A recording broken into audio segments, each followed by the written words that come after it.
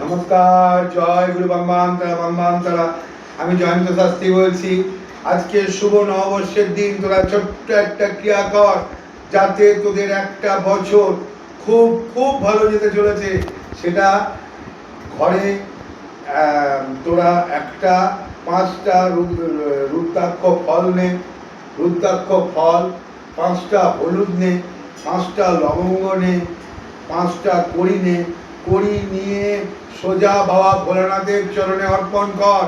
করে আজকের দিন থাকবে, আগামী দিন সকালবেলা স্নান করে সেইটা তুলে একটা লাল কালুতে মুড়ে তোরা ক্যাশ বাক্সে রেখে দে। দেখবি তোদের একটা বছর বাংলার, এই যে একটা বছর খুব ভালো যাবে। এই বলে আমি ভিডিও শেষ করছি। একটা সাবস্ক্রাইব, একটা লাইক করি, এতেই আমি আনন্দ পাবো।